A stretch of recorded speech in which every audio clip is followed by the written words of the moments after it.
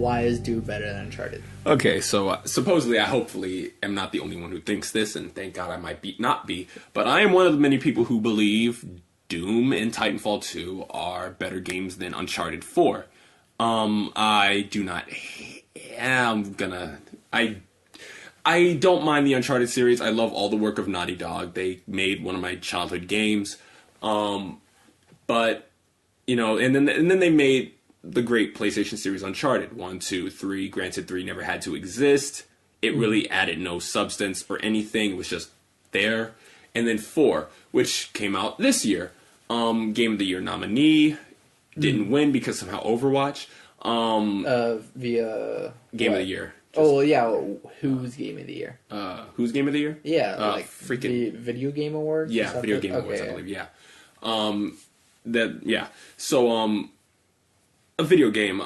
To me, when it comes to a video game, the first thing that should come in a video game, like it comes first.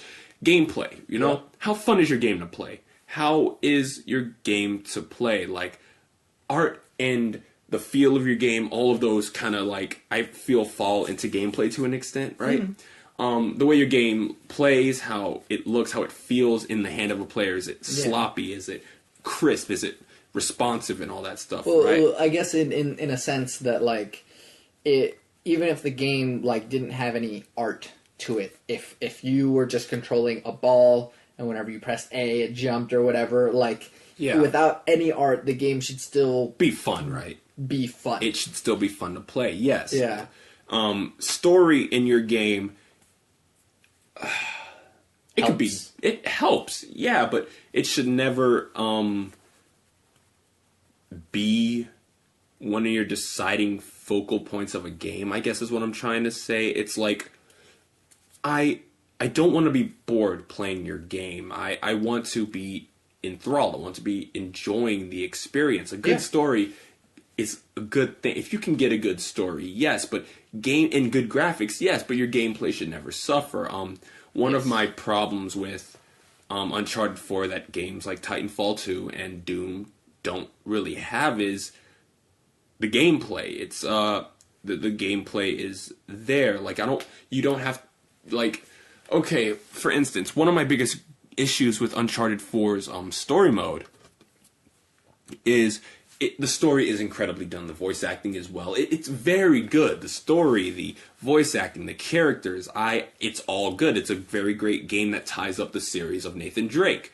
It's very good, but the problem I have with it is it's just there is few segments of shooting and a lot of segments of climbing. And the climbing is great in the game. It feels good. It's very fun, but the problem is that there are so many levels in the game where I'm literally just climbing. And some missions I'm just doing that and that's it. I don't find it fun that what I'm doing is an interactive cutscene pretty much. Yeah. And there's not much freedom to my movements. There's not much freedom to what I'm doing. Yeah. I'm just literally progressing from one cutscene to the next without really anything meaty happening in between. And that's what I tried playing Final Fantasy 13 and the story held me for a little while. It held you? I just dropped out. Oh no, the story was really interesting. I was but the gameplay was nothing. I could fall asleep just pressing A and I would just no strategy to it. There's no game. No strategy at all. Yes, I agree with you that certain games, while the story may be really good, it can just be a placeholder gameplay in between cutscenes. And I feel like the gameplay should be something. Like, Naughty Dog did add this rope swinging mechanic, but again, I didn't find myself using it a lot, honestly. Outside of the obligatory, I have to climb from here to there scenes, or I got to move this box to help me platform to that rock. I didn't feel like I was using it in combat a lot. I didn't feel like it helped me in any other way. And they marketed this game as not open world, but it was kind of You can more open. more open has previously been. not really, not much. Yeah. More open, in all honesty. Some of the areas, are a little bit more open, but it's that linear open where it's just like not like the area they showed in that E3 demo is the most open the game really gets.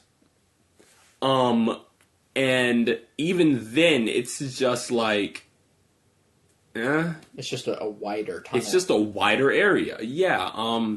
It just feels like the main gameplay of the game, I feel, is just me climbing, and I don't feel like I'm doing much except to like just progressing from one cutscene to the next in something I don't have any freedom and gameplay choice. Yeah. in. So And now, then with Doom and Titanfall. yeah, okay, let's start with Doom since that came out first. Single player wise, Doom, this game has a simple story. Demons are coming back. Kill them. Oh, yeah, pretty much murder them, rip their skulls out, destroy them with anything you have, go to hell, come back. But the main real story is this chick made a deal with demons, kill demons.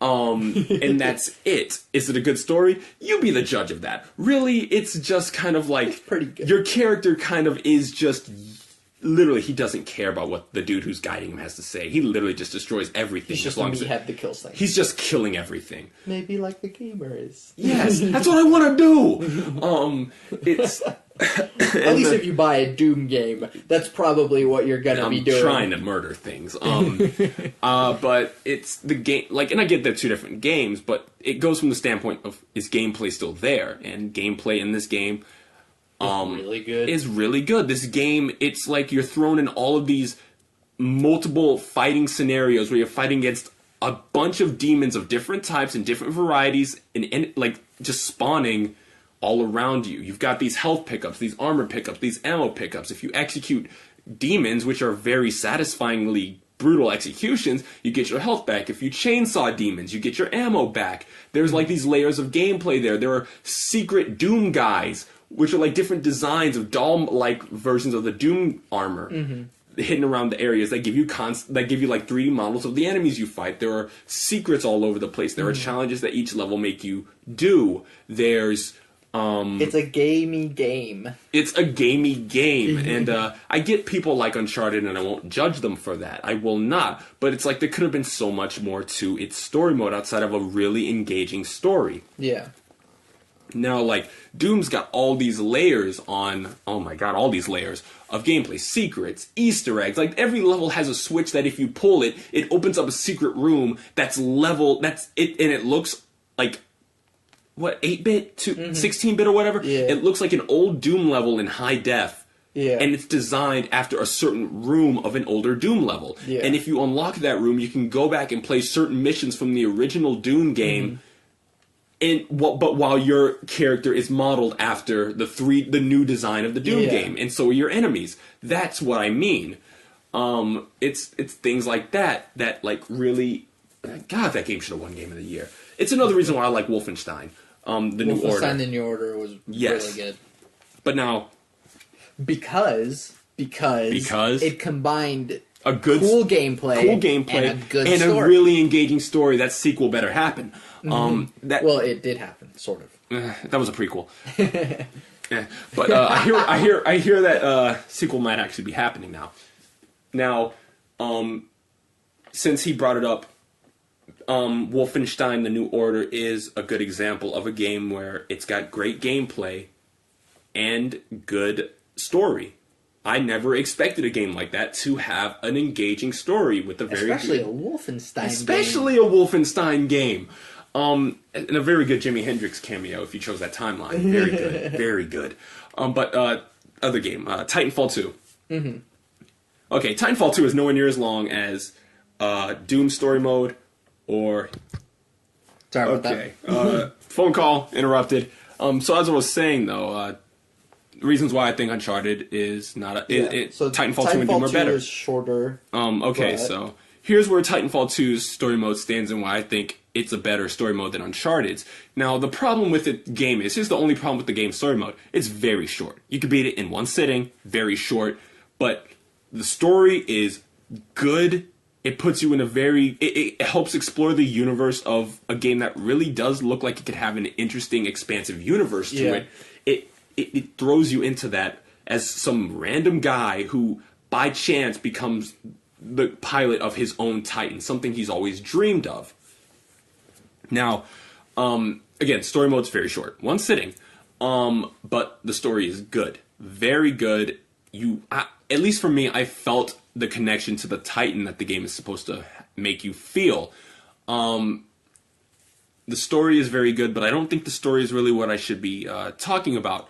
The levels and the level design is some of my favorite in some time now. Every level incorporates a different mechanic to it, and they all require you to do something different. There's, for instance, a level where you're only inside your Titan. I mean, you could choose to get out, but you're fighting other Titans throughout that entire mission. There's another mission where you are pretty much platforming over pools of corrosive acid that hurt only humans. There's levels where you're platforming wall to wall and controlling wind tunnels with this electrical switch thing. So you're using it to build walls. And there's a level where you're moving cranes around so you can wall run from one spot to the other. In general, from what I've seen of both, or at least heard of both Titanfall and Doom, is that it uses gameplay elements combined with story elements to teach the player in genuine ways and in a way train them in these sort of different aspects. Hey, here's a new thing that you can do. And now we're going to put you through a level that uses that. And then the next level after that is going to use that old thing, but give you a new thing on top of that in order to continue moving forward. This level, I'm going to bring up this level because everyone has to bring up this level when they talk about how good Titanfall 2's campaign is. This level alone beats any level in Uncharted 4, for me, anyway. It's a level where you have to... they pretty much give you this glove, and it replaces your default ability as a pilot to go invisible. It replaces that with the ability to switch between two different destinations of time. What? Yes, it's very cool. This area of the story has like a quantum problem going on, and it's kind of using quasi spoilers. Heads up, but not really spoilers. But you use this glove that you find, and every time you hit A or X or whatever button you're using on PC, you shift between that area where you're standing in the past. This area is run down when you get to it, but when you hit the button, woo! So, you fight some zombie robots, all that. You find the glove. You're like, oh man, this area is blocked. Hit this button. Oh, that's awesome. And you're like, this door is locked. Let me hit this button. The door's been destroyed. It kind of, in like a minute later, you have to hit this button to go through somewhere, and you notice a bunch of troops. And the troops are first of all saying he's using some type of movement system I've never seen before. He's just phasing in and out. And you have to get through them pretty much. You have to fight them, because if you go back to the destroyed current timeline, you can't get through. So, but you can teleport basically to heal yourself if you're on a harder difficulty getting blasted. And also what's nice is if you teleport, every enemy stays in the exact same spot when you go back. And you can use it to phase in and out, kill, get back, kill, get back, and all of that. Then you go from, and it incorporates the game's platforming. There are different enemies depending on what point of the timeline you're in. And would you rather deal with both of them, or just sometimes you can deal with both, sometimes you have to deal with both. They make you utilize the platforming in the game with the glove that teleports you through different points in time. And then it gets better when you get to the next stage of the level where you can fight with your Titan inside your Titan while using that. It replaces your defensive ability for your Titan with the ability to jump through time, and it allows for more Titan combat versus Titans or explosive robots in the two different timelines. It's a very interesting mission, and the developers of Titanfall really did want to set out to show that just because you're a shooter, you can have some very, very, very creative level design in your game. And it's actually one of my favorite levels in any shooter to date. Yeah. It's just a very creative and good level. I think if someone wants to design a level for a shooter and they don't want it to be stale and boring, as like certain shooters are, you know, where they're just kind of just going through killing people, like, you know, if they want to add some spice and variety, kind of look at how Titanfall how it does that. It does that in a lot of ways. Because a lot of games with good shooters with good single players don't even have variety, but at the same time, they're still fun single players.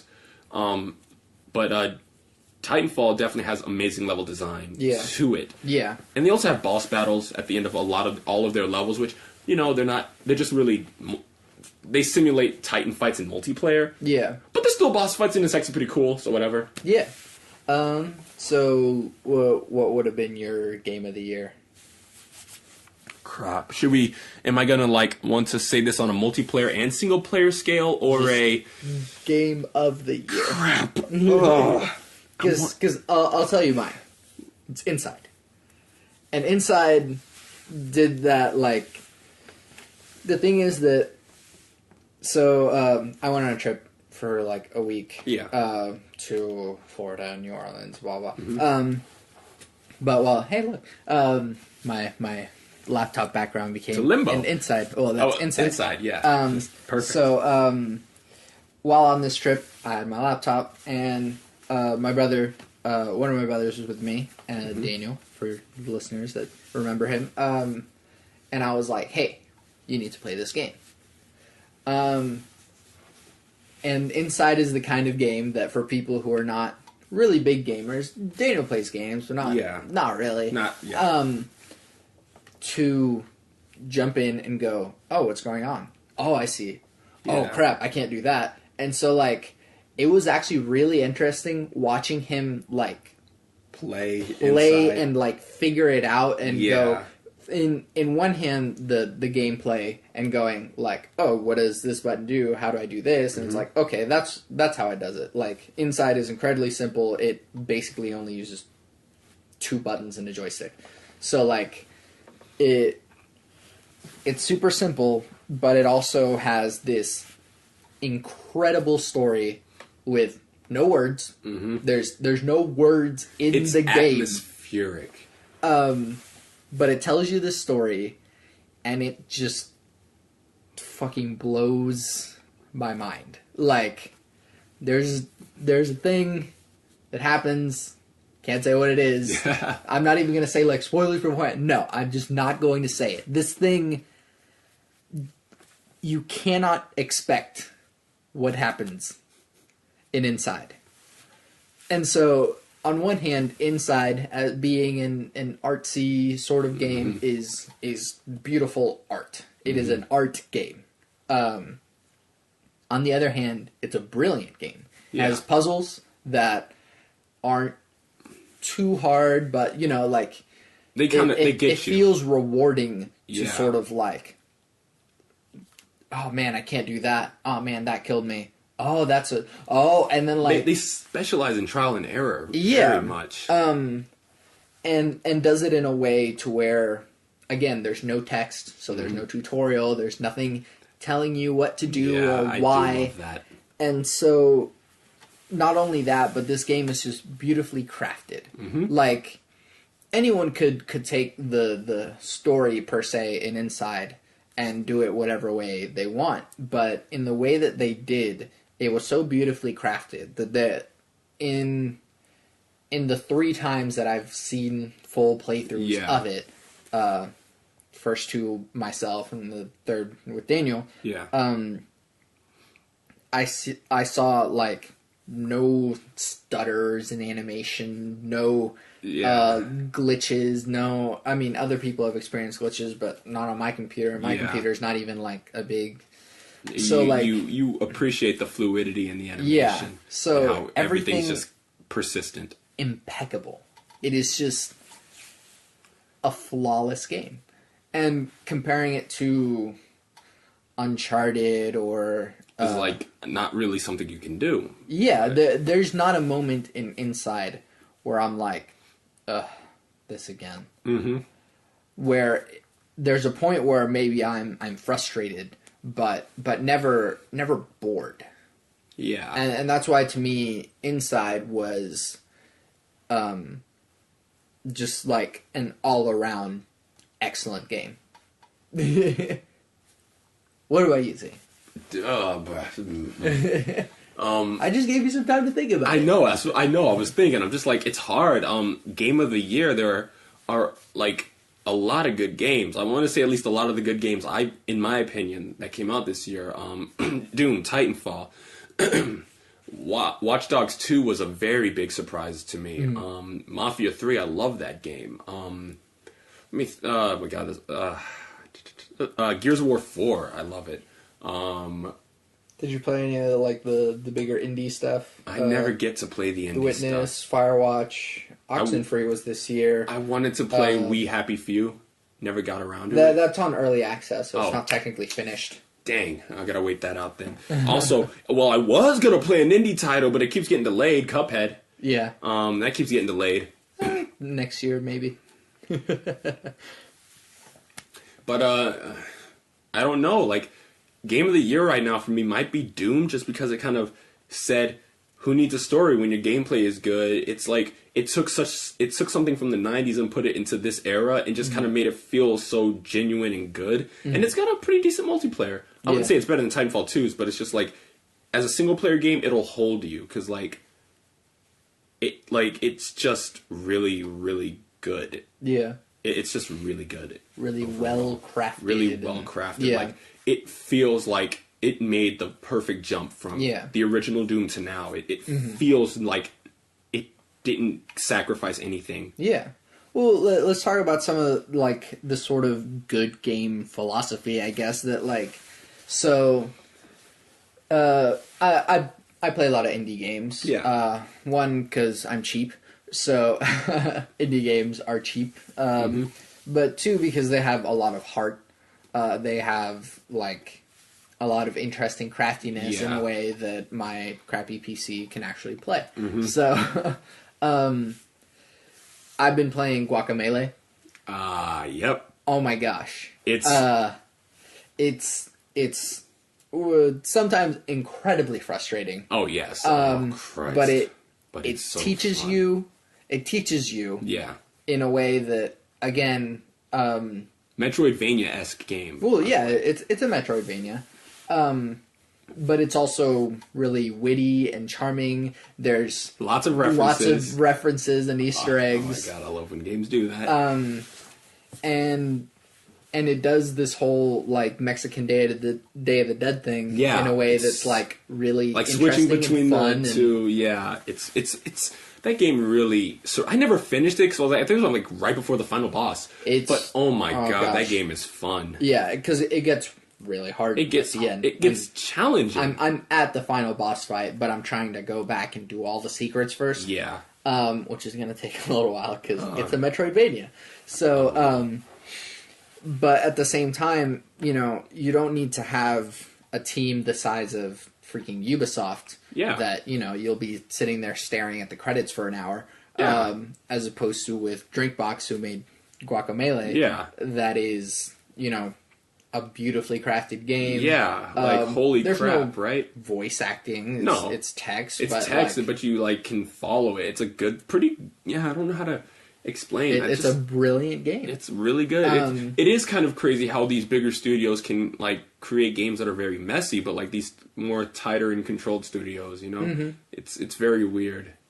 Yeah, and so you don't really need a big team or like a giant expansive world. Yeah. Like, I mean, Ubisoft has been making open world after open world, and you know it's hit and miss now. Yeah, it's very hit and miss. Thankfully, their game this year was a hit. One of them, anyways. Yeah, Watch Dogs 2 is a very hit. It's definitely what. Watch Dogs 2 is pretty much what the first game should have been. Yes. Likable character. Good story. Albeit, heads up, weak ending. Thankfully, it wasn't an ending that made me furious. Yeah. but it was a weak ending. But yeah, again, likable character, good story, likable characters. You know, the main character isn't bringing this on himself. Yeah. But like, I guess my only gripe is sometimes I just don't feel like the main character has what it takes to kill. Because like, you can take some violent routes. Yeah. You can do some violent stuff in this game. Yeah. You could kill a lot of security guards, thugs, gang members, all of that crap, right? It's just like, but I don't feel like my character or any of his friends really could do that. It just, I kind of have to stick with what makes me think he would be killed. It's like when he would kill somebody instead of just tasering everybody and getting through without getting caught. It's not like Yeah. Mass Effect where this is me. You know, this is an already established character with his history.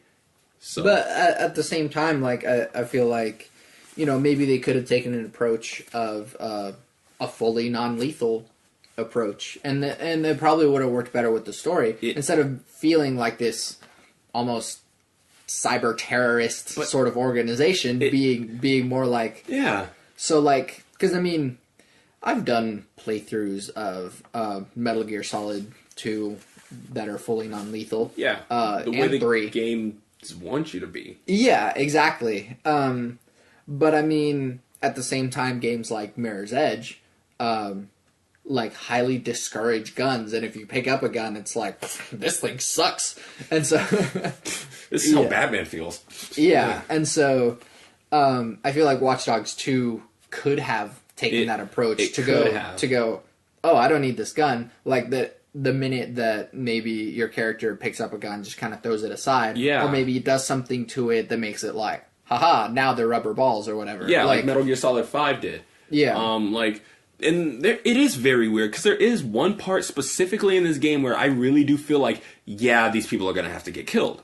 Yeah. But after that, I just couldn't feel it for anyone else, because like, I played the game this way. I stunned, tased, and knocked out security guards and cops. But every time there was a gang member, I just lit it up. I just shot everything. I just shot them all, just stealthily to lethal. Yeah.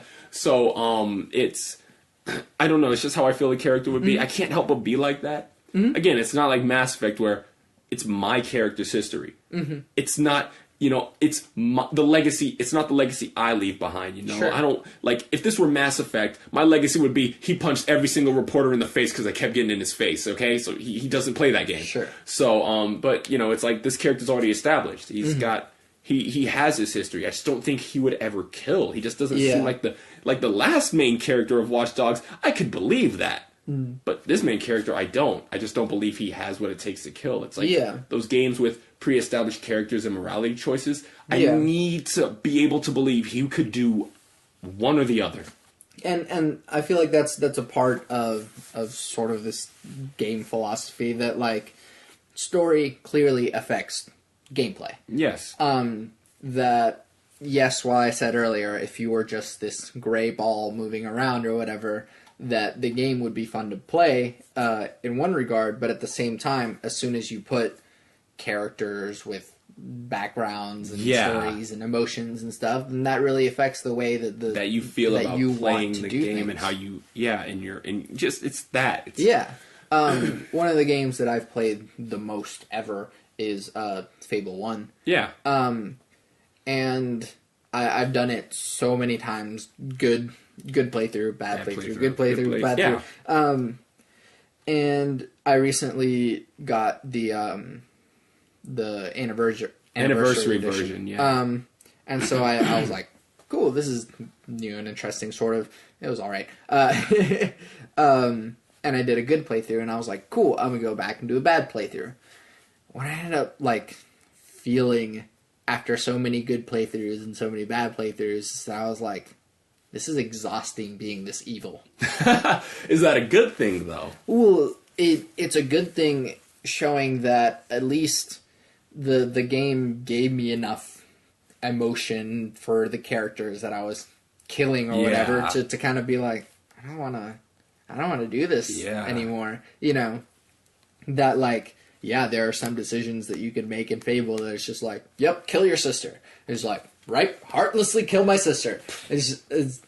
How do you feel about that as the player? Yeah, and so, I mean, the game does make you feel bad about it, and every character afterwards that you talk to, you're like, you killed your sister. Oh my god. What the hell is wrong with you? Yeah, Yeah. but like I didn't even get through that evil playthrough. I was just kind of like, I'm good. Whew. And so That's evil. story really does affect gameplay. When your story is actually deep and has depth and has characters, emotions, and like everything is so expanded instead of just you woke up naked on the table, get your armor, kill demons. Like the first 2 minutes of Doom, for instance, it's like you know what you want to do in Doom. They don't give you this compass of morality. It's literally in the cutscenes of that game, your character is this dude is like, "Hey, don't destroy that." I'm like, "Man, just let me get to the next fight." So I'm just like, "Destroy this thing." I don't want to hear him talk anymore. But like, because they make you want to feel that. It's just especially because like Doom is also just so like constant adrenaline fuel. But like somehow with Wolfenstein, they don't make you want to like just get to the next. You're kind of like, the Nazis won. Yeah, this sucks. Yeah, how do we kill more Nazis? Yeah, and you're kind of taking your time. Yeah, and you're like, man, if I get caught, you're gonna kill this chick that I love. Yeah, and you're like, man, Nazis gotta. Okay, I got this. And you're like, these cutscenes are actually good. It's like you actually feel something for these characters unexpectedly, like his inner monologues during his comatose. Like, it's that kind of stuff. Like, how is it? You know, it's like it doesn't give you this. They don't put this morality stuff on you either, except this one choice in the beginning that like really does, add. It adds the same stuff in a different perspective. Yeah. It also affects the entire rest of the game and how your upgrade path goes. Yeah. So another thing that I wanted to bring up, and you kind of mentioned earlier, is how sort of sequels affect games and story. First, regarding just stories in general. Yeah. So like movie sequels, book sequels, etc. Yeah. That a lot of times a sequel really isn't necessary. Yes. So we're gonna bring this game up, right? Bringing it up. What? The Last of Us. Yeah.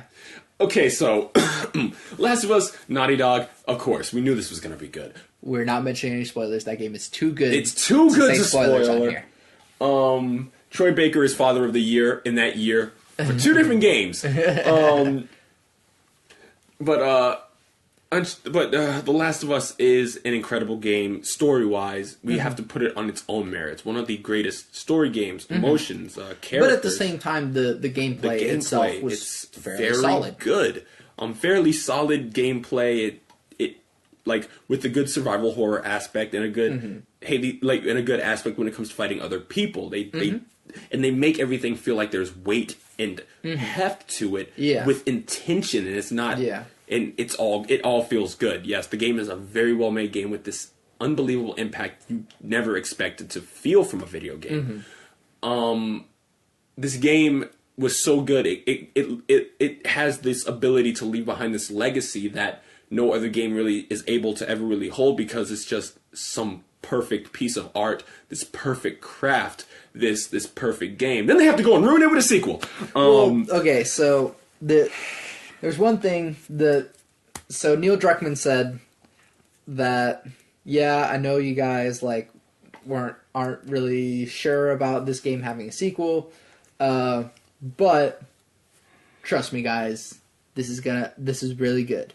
And so part of me is like, man, I trust Neil Druckmann because I trust him too, because he already made The Last of Us, and so it's like, man, this does look pretty cool then. But at the same time, the way that The Last of Us ended and the way that they put it there, and just kind of like, they're just gonna ignore it in the sequel. Here's this decision. It would have just been fine. Just let it go. Let it be. And just... But they're probably never going to mention it again. They're just going to go with the fact that this happened. This is a whole different adventure for these characters. Years later. Yeah. I don't know. We don't know yet. And so, with one regard, it It doesn't need a sequel. It doesn't. Um, It, with another regard, I would have preferred if they would have made another game set in the Last of Us universe, just entirely different characters. Thank you. New characters, its own universe, its own adventure. Although not its own universe, but same universe, a different adventure. If they would have made a Last of Us game with different characters, it wouldn't destroy the legacy that these characters in their relationship hold. It would just kind of be like a standoff. And if that game sucked, we still have the original game that holds us, but you're taking these characters back in. And the thing about this is, it's the fact that y'all can't afford to fuck this up. Like, this masterpiece you've made. Yeah. You either have to meet it on that level again. Yeah. Because if it's just not as good, Yeah. you can't afford for it to be not as good. It's like, you have to make this like Halo 1 to 2. Why would I ever go back to play Halo 1 when Halo 2 existed? Yeah. And 2 to 3, yeah, like, that was actually very subjective. Like, I could play both of those evenly, but like, definitively Halo 1 to 2. Why would you ever go back from 1 to 2?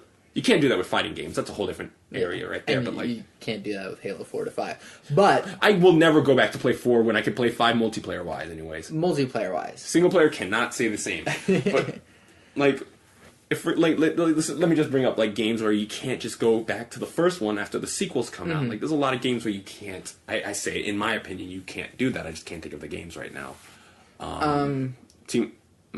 As opposed to games that have really good sequels. Like, again, Halo. Watch Dogs, Titanfall. Yeah, Halo, Watch Dogs, Titanfall. Games that ruined the original magic by having sequels. For me, Fable. Yeah, 3. Yeah, I couldn't even get through Fable. No one could. Would have thunk it. What game is really just ruined by having a sequel? Uncharted. Y'all need to stop. Yeah. Like, 4 is done. Why'd you make this new one? Killzone just kept going. Yeah. Since this background just came up, the Prince of Persia reboot thing, that was not That was a necessary. mistake. Ubisoft could do so much to that too. Speaking of Ubisoft, Assassin's Creed. Just like calm down for a little bit and just keep making really good things every once in a while. And every once in a while, take your time. Take a Rockstar approach. Take your time and do what you did to Watch Dogs 2. Literally, announce that game when it's about to come out. Yeah. Like, so no one has anything to worry instead about. Of having it leak like 2 years before. Yeah, because like, listen, Ubisoft. If there's an Ubisoft dude listening to this, dude listening to this from Ubisoft Montreal, Ubisoft Australia, Ubisoft in the pits of Tartarus, whatever. Yves Guillemot. Yes, like, please don't screw up For Honor. Don't screw up For Honor. Oh my god, that is a game I've been waiting my whole life to try out. I played the alpha. Work on that. It has the potential. Ubisoft, don't screw it up. Please don't screw up For Honor. I like. You good? I'm good. Dude, it's a really creative like combat-based game. It's like, I don't want Ubisoft to screw that up. Also, take a break with these Assassin's Creeds, like for real, like. But they did take a break. They made a movie and 5 mini spin-off games, and that movie was garbage. So yeah, like, they could really afford to make Ubisoft, like, an Assassin's Creed game be more like a 2 to 3 year thing, because the engine they use for Assassin's Creed is so glitchy and clunky to where fight scenes don't look good at all. Yeah. Just overall animations need to be worked on. It took them 8 years to figure out they could crouch. And that's the thing that, like, well, yeah. Especially whenever you are an assassin, a sneaky person. Yeah. But at the same time, like, you get teams, again, the size that work on Ubisoft games. Yeah. That make these glitchy games. Same with Bethesda. Yeah. Like, why is Fallout 4 so glitchy? Why is Skyrim so glitchy? That's gotta be the engine, right? I don't know. But, like, at the same time, you know, we shouldn't let Fallout get away with like, oh, it's just that's the charm, you know, and that's what I've heard that like, oh, it's part of the charm of Fallout to have it be glitchy. It's like there are certain glitches I get that are charming, like in Skyrim getting killed by a giant. What happens after that? I get that. That's charming, but man, there are some game-breaking things that'll happen in a Fallout game. That's not charming. Yeah, it's not. And instead, developers could take the Rockstar approach and just fall off the face of the earth. You don't hear anything about anything from them until at some point they go, Red Dead Redemption 2. Oh, here's a new game, and it's beautiful, and it's perfect, and it's impeccable, and there's nothing bad you can say about it because GTA 5 is just a gigantic, perfect experience. How did you do it? Yeah. And they're going to do it with Red Dead Redemption 2 now. And I'm like, I love the first one. That is an all-time favorite for me right there, you know? It's like it's definitely weird when you come from, like, I would say, I can't bring the Europeans in this because I don't know really good chunk of the European area, because I was about to say, well, there's CD Projekt Red. That's a small team, and they made The Witcher. Yeah. That's beautiful stuff. Yeah. But, like, when it comes from, like, North American, Canada, and some European studios, there's, like, a difference in how they are when you approach a lot of Japanese teams that aren't following the pachinko route, anyways. Yeah. When you follow, like, Kojima's teams and Platinum Games, oh, God, especially Platinum Games, and few other Japanese developers. Yeah. Well, also they have they have these large amounts of people, but you can see the differences between our culture, our style of games, and their style of games, where there's so much detail into every little thing. And that's the thing that, like, especially even regarding tying gameplay and story, that with the Metal Gear Solid games, that I mean, Metal Gear Solid on its own could just be an anime, and it's just like, oh my gosh, what a twist! Oh my gosh, like blah blah blah. Like there was honestly a point where, like in Metal Gear Solid 2, like I set my controller down, watched this like hour-long cutscene. I think my screen faded. You know how like whenever you leave the game on too long and nothing happens, it's like, oh crap, I have to like do something. I feel like that's how everyone was. And then halfway through, it was like, do you want to save your game? I was like, sure. More cutscene. Oh, I was like, crap. Oh gosh. How much are you trying to say? But at the same time, the gameplay is so like detail oriented that you can hold up every single guard in the game and get their dog tags. Every single one. Yeah. And so you have to be good enough at sneaking to be able to come up behind them, go, hey. And then they're like, oh crap. And then they like give you their dog tags. And every single one of them is different. And there's nothing, and you don't get anything for collecting them? I think you get headbands, which are like cheats, basically. Nah, infinite ammo. Yeah. Metal Gear Rising has those as wigs. Yeah. Damn game. So like, Kojima is able to craft this amazing, mind-breaking story. Yeah. And this amazing, brilliant gameplay that all connects. Hey, you're a spy. All the spy story stuff. Yeah, it's, man, I just, like, and, oh my god, I geek out when okay, so let me just since we're on the MGS train, I'm just gonna mention the fact that, my favorite Metal Gear Solid games are all the old Snake ones. So 3 and 5 are my favorites. Old Snake, you know what I mean? Yeah, the boss. The 3 is my favorite in the series. I think it's a lot of people's favorites. Followed by 5, just because, I don't know, I love 5 to death. I don't know why. A lot of people are like, man, freak Konami ruined this game. I'm like, I would have loved that last act and everything, but I still love this game to death. I think I would say 2 is my next. 1. 2 is my favorite. And then, I see why. I can see why, but 2, 1, then 4.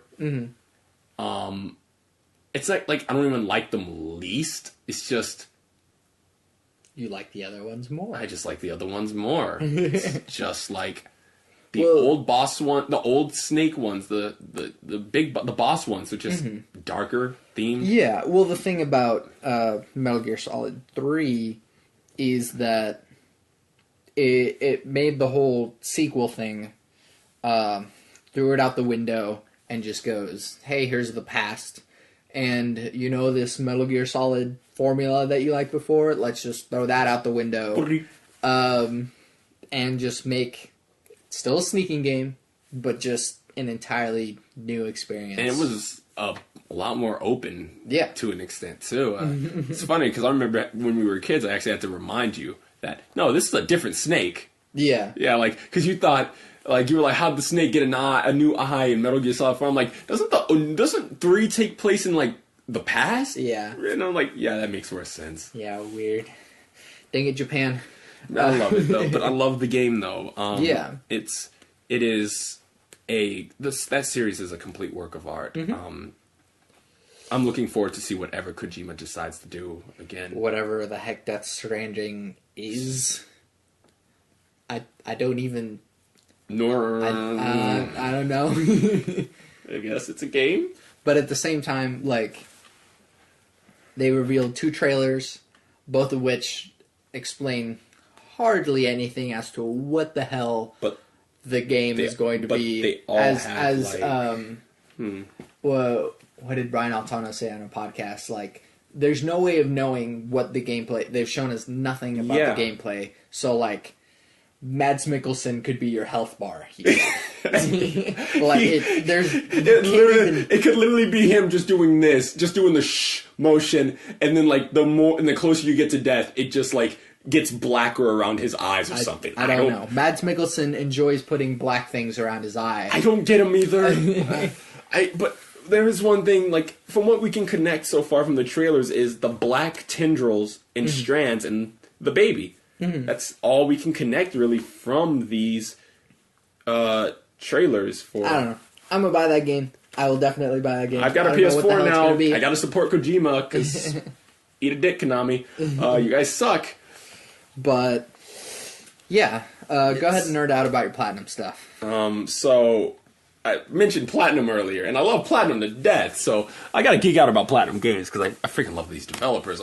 They are former Capcom employees, made up of a lot of them. One of them had their hand in the original Devil May Cry, as well as Resident Evil 2. He actually directed that game. They made Beautiful Joe, Okami, games that are underrated, beautifully crafted games. They have made very good games that I would hope you guys have ever given a shot in your lifetime. Bayonetta. If you've never played Bayonetta, buy a 360 and get the first Bayonetta, and then buy a Wii U and get the second Bayonetta. The reason I say this is Bayonetta 1 runs the best on 360, then Xbox One backwards compatibility. It runs like crap on PS3, and it runs like crap on the Wii. Then get Bayonetta 2 on the Wii U, because it's the only way you're going to get it. Yeah. R.I.P. to my dreams. Darn shame. Darn shame. Maybe on the Switch? Maybe. Backwards compatibility is dead now. I think so. But they also made games like Vanquish. I don't even know how to describe something as stylish as Vanquish. Also made Metal Gear Rising. They also made Metal Gear Rising. Kojima picked them to make that game. Play it. They also made a game called Mad World. It's a very is it underrated? Because anything on the Wii is underrated. Anything on the Wii is underrated. Yeah, so it's on the Wii. It's underrated. It's an underrated game. It's also not a family game. It's not a family game. This game has 4 colors: black, white, red, and blue at the end of the game. So this game is art design. Its art design it's like a comic. It's black and white, a Frank Miller graphic novel, black and white. Like Sin City or something. Noir, Sin City, yeah, something like that. And you play as a dude with a cybernetic arm that has a chainsaw coming out of it. And the whole game is it's a game inside of a game kind of thing. Like you're in a city that's a part of a game show of murdering in creative ways. It's an unbelievably underrated Wii game. And if you have a Wii or a Wii U, Get a pair of nunchucks out. This is actually one of the only games I'll recommend ever getting these stupid things out for. Get the joystick and the nunchuck, and like get a copy of Mad World. You could probably find it really cheap. Pop it in your Wii, and like hopefully enjoy it. It's a very good game. It's a very funny game with a funny black villain. The Black Baron is a hilarious villain. It's like Platinum Games makes like some of my favorite types of games. But they've also made some bad games. Okay, let's get this out of the way. They have made games published by Activision, so that's why. They've made some, and then this is one mistake too. Here's their bad games that they've made. Steer away from the Avatar game they've made. Oh gosh. Steer away from the Transformers game. That's dependent. It's short. It's fun. That one, that's your choice. Steer clear of the TMNT game. Oh gosh. Steer clear of their most recent Star Fox game. They made a Star Fox game, and I can't believe it was bad. And then what else should they steer clear of? They made something else that was bad. I don't remember. I don't remember either. But so far, TMNT, Avatar, Transformers is subjective because that one actually is good in terms of combat, but it's a really, really, really short game.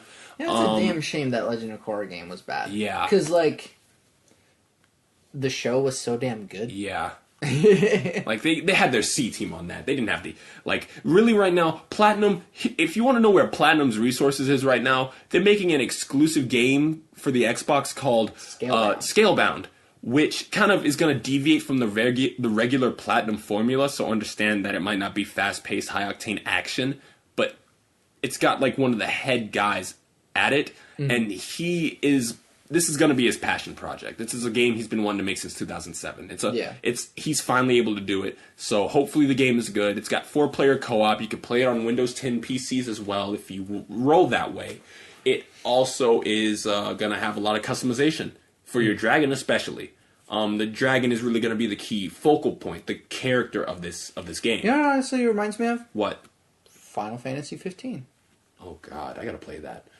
I have to play that later because I heard it actually has a more stable frame rate on Xbox One than it does PlayStation. I don't know, but the style, the sort of open roam, sort of even how slow the combat kind of action, yeah. Free. But I got to give it a shot. I'll give Final Fantasy 15 a shot when the opportunity arises, and I've got the free time, I think. But yeah, Platinum is also who is making Nier? Do you know? I'm not sure. Nier, there's a game called Nier 2 coming out on Windows, every PC pretty much, I believe, and PlayStation 4. It's a game called Nier Automata, and I think it's being made by Square Enix. I think so, yeah. But it's got one of the head Platinum guys. It's published by. Yeah, it's published by Square Enix, and it's got the Platinum developer. It's got one of the Platinum Games guys developing it, so that's why it looks different from the first one, I would say. And it's going to be very Bayonetta-esque. And it's a PlayStation and PC game, so if you have a PlayStation 4, support Platinum, because that game looks really good. Speaking of Square Enix publishing games... Yep. Tomb Raider. What about it? I haven't played Rise of the Tomb Raider, but the original Tomb Raider, or the reboot to the Tomb Raider series of Tomb Raider is so damn good. So good. And those death animations. My gosh, those death animations. Reasons I love Dead Space. Also, reasons to play Insider Limbo. Those death animations. Those death animations. But anyways, just a boy. People have said that Rise of the Tomb Raider is better than Uncharted 4. Ooh, I have not played it, so I don't know. So I would recommend it. I don't have enough money to buy that game yet. So, but either way, I did play the original Tomb Raider. Yeah. Really good. Another game that combines story and gameplay in a way that the game teaches you stuff. The game, whenever it gives you new mechanic, it utilizes it in the story. And every it also gameplay aspect, really. Hides secrets in levels where I didn't have this thing. It's very crazy how they decided to make the game very Metroidvania-esque. It is. but it worked in that game's favor. It's a very good way to really bring Lara Croft into a more serious light. Mm-hmm. A non-sexualizing until the end there. Until the end. Very, very strange, weird thing at the end there. Was it the ritual thing? That, yep. I think they are trying to acknowledge some mystical stuff does happen. Yeah. It's like, I think that's still kind of the point of Tomb Raider, though. It's like the mystical stuff. It's not completely grounded, but some of this ritual stuff still happens, because even Uncharted did that. Yeah. This ritualistic, spiritual, magic stuff just sometimes does take its own effect. So yeah, it does happen. But there are real quick, last I guess question I want to ask. What's your take on story in fighting games? Okay, so back when fighting games was a thing, story was just like this character. Here's his story. This character, here's her story. This character's a Bruce Lee clone, because fighting games. And then they all have their bios. And then they have the arcade mode.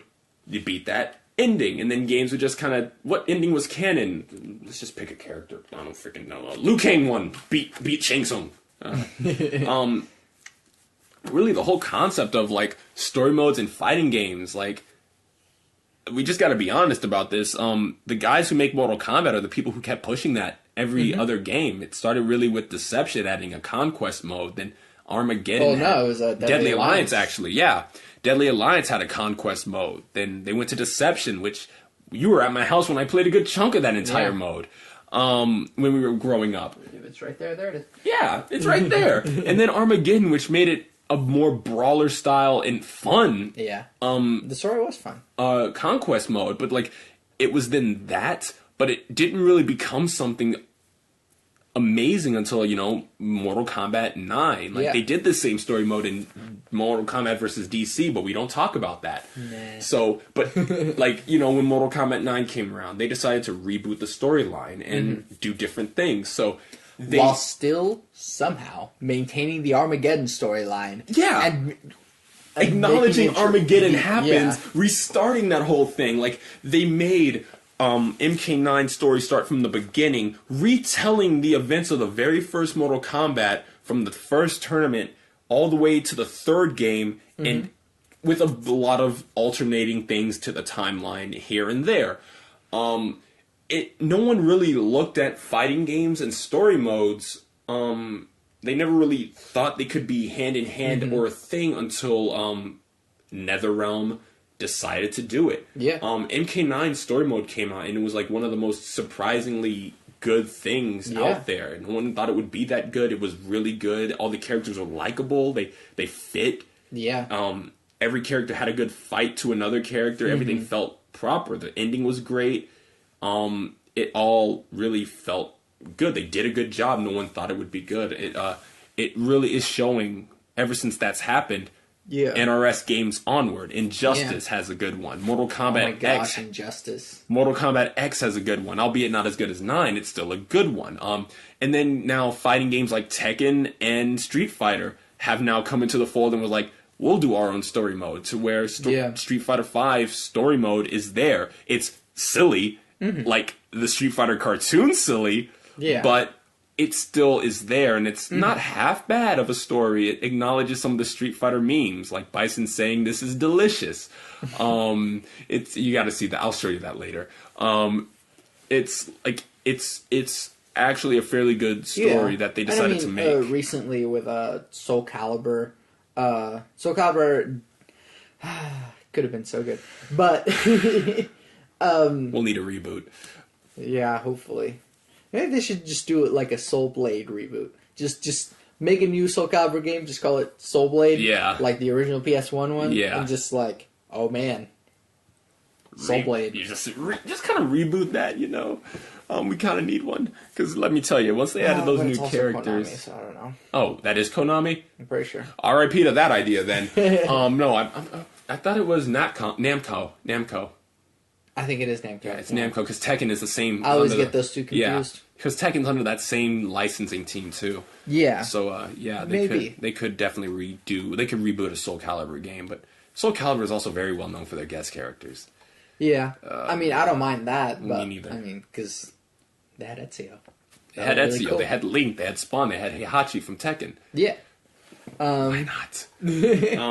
So yeah. But I mean, I feel like since I am very like story heavy, I really love story in games. Yeah. I do find that games that wouldn't normally have stories should try it. Out. In the way that Mortal Kombat did successfully. Which again, like, okay, so I got to bring this up about the whole. I feel games nowadays aren't given the amount of time they should be to be developed. For instance, a lot of these Call of Duty games, a lot of these Battlefield games, these games, and some other games like the Assassin's Creed games have legacy glitch problems that are never fixed. That they could probably take a year or so off of time to fix. And then you've got games that are rushed out to meet a deadline. For instance, like they might become an esport. Halo 5 and Street Fighter 5 both have suffered from this issue.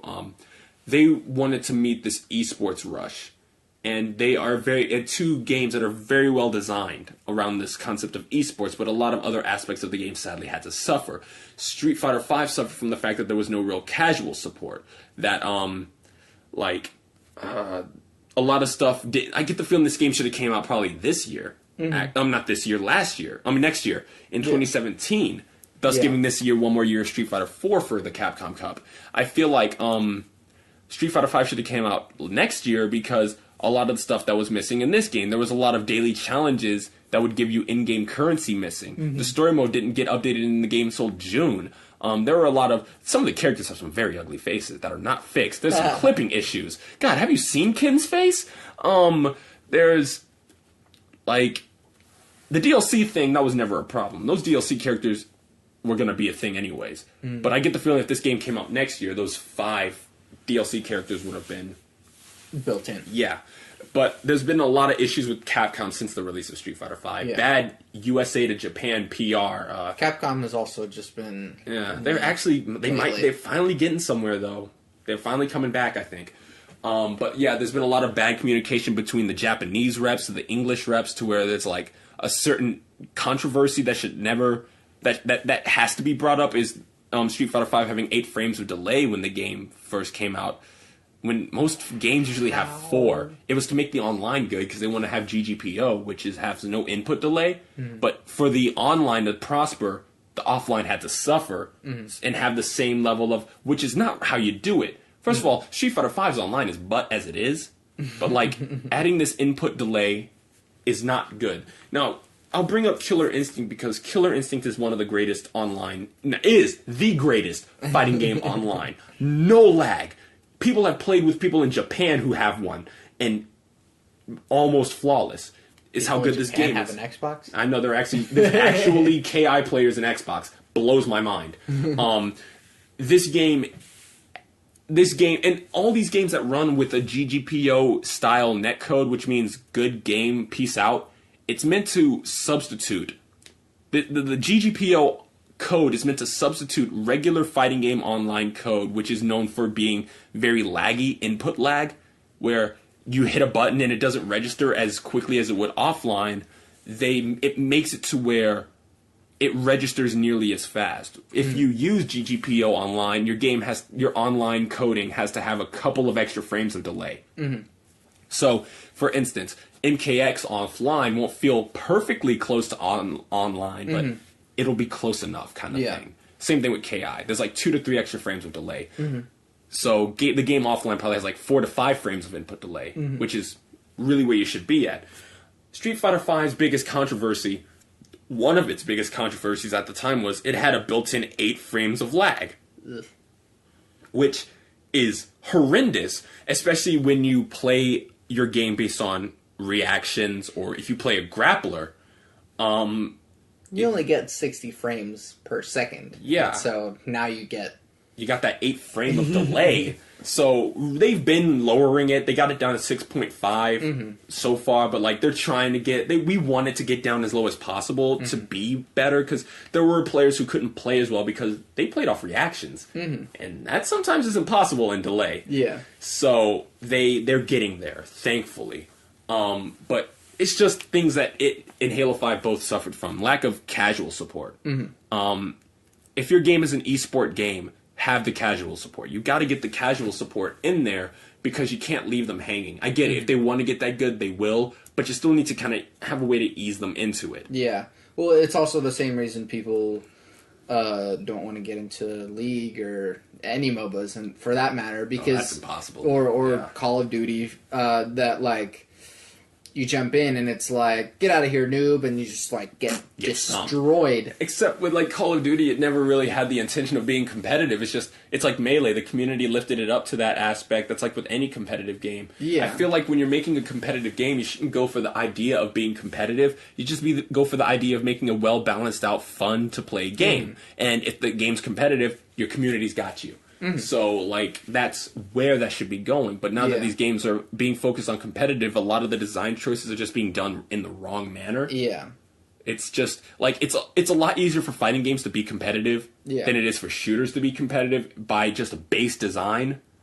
Yeah. Because, it's like, yes, I feel like a lot of games do suffer from that. Counter-Strike just evolved its own way there. Yeah. Like, it was already that. Yeah. So it just evolved to being that. Like, games like Battlefield should never be esports. Games like Titanfall shouldn't be an esport. You know, they're just fun games. But like there are certain games that might have that formula to fit that. And if the game is fun, the competitive community will lift it up and make it something. Yeah. It's what it's meant to be. Cool. Like, you know, like certain games just from the concept just already have that. You know. Yeah. Like For Honor. Yeah. Like 1v1s in that game are extremely fun. And I think off the bat, 1v1s could be something very tournament worthy. I like that game. I had fun with it. I got my inner weeb out on that. So yeah, like Street Fighter V and Halo 5 definitely suffered from the lack of casual support. Yeah. Like Street Fighter V wanted to meet the rush for this year's Capcom Pro Tour. Thankfully, its competitive community kept it strong and stable, but there was no casual support. Like the only amount there was survival mode, and that was it. The game had a lot of bad design choices going from it, like player 2 can't select whether to select a character or a rematch. What? So they have to get player 1 to do it in tournaments by doing the thumbs up across each other, which sucks. That's dumb. That's still not in the game yet. Again, the bad communication between Capcom USA and Capcom Japan, the 8 frames of lag. There was an instance where one of the DLC characters was dated for a month, but we didn't even get a trailer for him except until like the day before. Ugh. Yeah, that was bad. They got a little better at it, and then there was a month where we were supposed to get a DLC character, didn't happen. And then they released both of the characters. They released the character that was supposed to be released that month, and the character they forgot they couldn't get done in time at the same time. Yeah. And then to give us more of a reason to be hyped, they previewed the last 2 DLC characters. And over that time, they've been previewing characters on their Capcom-based shows. So they are getting better and getting there. Yeah, but they shouldn't have put out the game. They should have waited another year, because it felt like because honestly, I don't think anyone would have been mad if we got one more year of Street Fighter 4 if they would have released one more balanced patch. Because let me tell you, that game would have turned into something cancerous real quick if they left certain characters the way they were in that game. There was I would love to explain why certain characters are straight busted. All right, but I think we're good. Yeah. Anyways, this has been the most inside gaming podcast I've recorded. Yeah, sorry.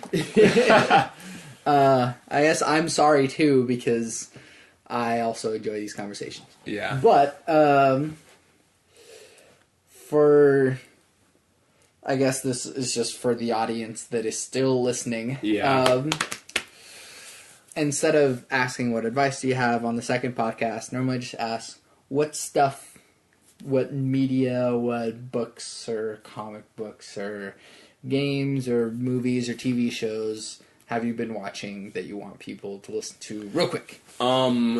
Real quick, okay. For those of you with who have a taste for shooters, try Titanfall 2. That game doesn't get enough love. It's a really good game. Yeah. Unbelievably well designed. Doom. Just get it for single player. Another game I would recommend real quick is older games. Dragon's Dogma. If you have a 360 or PC or PS3, Dragon's Dogma by Capcom, beautifully good game, unbelievably fun. The Dark Souls series, the Bayonetta games, if you can get those. Anything really made by Platinum that I listed earlier in the podcast. Yep. TV shows. For those of you who haven't watched it, on the term in like the area of comic book shows to watch, I would recommend Batman the Animated Series, Superman the Animated Series, Justice League Unlimited. In that order, watch Justice League and then Unlimited. I would recommend Batman Beyond. I would recommend an underrated show that got canceled for no apparent reason but is getting a third season, Young Justice. I recommend watching that on Netflix before it's gone or any anime site you've got. It's a very good show. It's finally getting its third season. Watch seasons 1 and 2. It's very good. Steven Universe is also another good show. It's part of the new era of Cartoon Network where they aren't airing crap. Same thing with regular show and Adventure Time and Gumball. What's it called? Amazing World of Gumball. Watch that. That is a clever show that makes fun of a lot of metas and just status quos of other shows. Yeah. Anime. Drifters. Very good anime. Very good anime. It's made by the guy who made Hellsing. I would recommend Drifters. One Punch Man, if you haven't, that's an amazingly good anime. He doesn't like this, but Attack on Titan, I like it. I love Attack on Titan. I thought you said you didn't like it. I thought maybe you must we did a skit of Attack on Titan this year. And we won the Tokyo Tulsa skate competition. I swear to God I didn't. I swear to God you said you didn't like it. Anyway, he likes it. Season 2 has finally been announced next year. Attack on Titan, I recommend that. But everyone knows Fairy Tail. But really, I need to get back in my anime thing. But Cowboy Bebop, Samurai Champloo, and Drifters. Yeah. Watch those. Yeah. Very good. Music. Music. Yeah. I would say listen to this UK African American artist named Ezekiel. It's A-Z. Oh my good Christ Almighty! I don't know how to spell this guy's name for real though. Its name is Ezekiel. Azekel.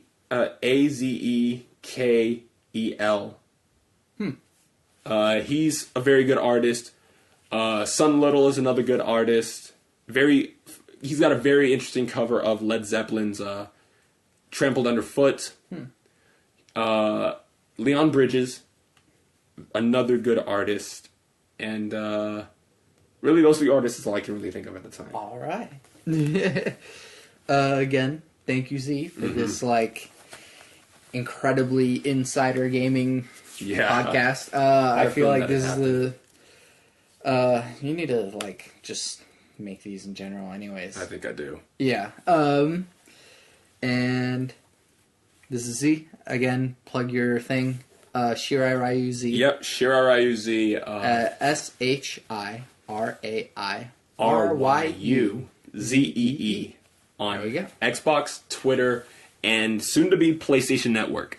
Yeah. So hit me up on Twitter better be and tell happy me with that username because you cannot change it. I don't think I can. If you follow me on Twitter, let me know how you found me.